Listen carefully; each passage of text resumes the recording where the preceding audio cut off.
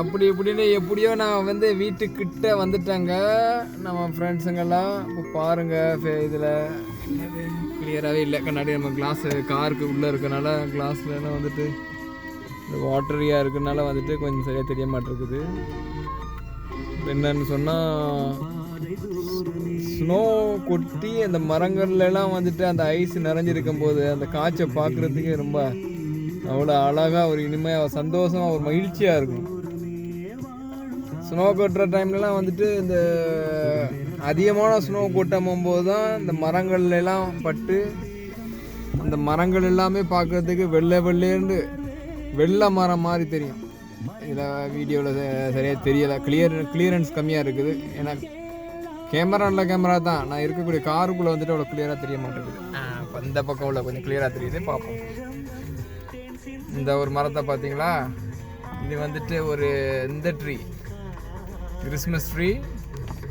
இப்படி அப்படியே ஐஸு அப்படியே கொட்டி மரத்தையே அப்படியே அழகாக பார்க்குறதுக்கு அவ்வளோ அழகாக இருக்கும் பார்க்குறதுக்கு.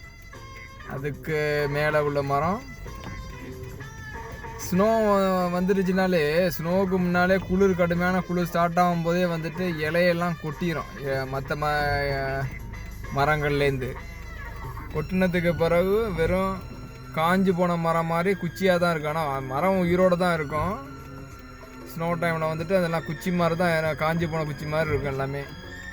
ஆனால் அந்த மரங்களில் பட்டிருக்கக்கூடிய அந்த ஸ்னோவை பார்த்தீங்களா, எல்லாம் பார்க்குறதுக்கு குச்சியெல்லாம் வந்துட்டு பார்க்குறது வெள்ளை வெள்ளேர்னு அது ஒரு வெள்ளை மரம் மாதிரி இருக்கும் பார்க்குறதுக்கு. அது ஒரு அழகான ஒரு காட்சியாக இருக்கும். அதை தான் நான் ரசிக்கக்கூடியதை நீங்களும் ரசிங்க பார்த்து இந்த இடத்துக்காக இந்த வீடியோ வந்து அப்லோட் பண்ணுறேன் நம்ம ஃப்ரெண்ட்ஸுங்களுக்காக.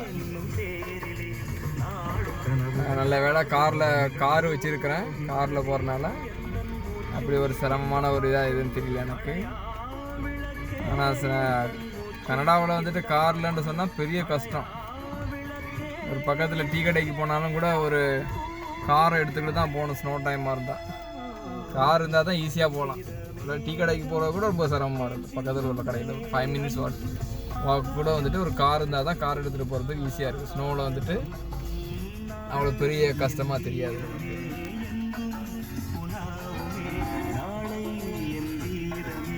இப்படி தான் மரங்கள் இப்படி காஞ்சி கருவாடு மாதிரி இருக்கும். ஆனால் இன்னும் பெரிய அதிசயம்னு சொன்னால்,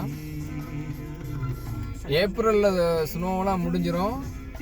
மேலே பார்த்தோம்னா கடன்னு வந்து ஒரு மாதத்துலேயே அவ்வளோ எல்லா மரமும் இலை தலை வேலைலாம் பூத்து அப்படி சகன்னு ஒரு மாதத்துலேயே வளர்ந்துடும். ஆச்சரியமாக இருக்கும். அவ்வளோ மரமும் வந்துட்டு எல்லாம் வந்துட்டு நல்ல இலைகள் அது இதுன்னு வர தொடங்கி. அதனால் வந்துட்டு ரொம்ப ஒரு ஆச்சரியமாக இருக்கும். ஊரில் எல்லாம் வந்துட்டு எவ்வளோ தண்ணியை ஊற்றி உரத்தை வச்சு அதை வச்சு இதை வச்சு வளர்த்தாலும் எல்லாமே ஒரே மாதத்தில் வளர்ந்துருமானா வளராது. இது ஒரு மாதத்துலேயே வந்துட்டு அந்த காஞ்சி போன மரமெல்லாம் வந்துட்டு பச்சை பச்சையேன்னு இலையெல்லாம் வந்துட்டு இலைகள்லாம் நல்லா வளர்ந்து வந்து பூக்களில் பூ பூக்கக்கூடிய மரம் பூக்க தொடங்கிறோம். காய்க்கக்கூடிய காய்க்க தொடங்கிறோம்.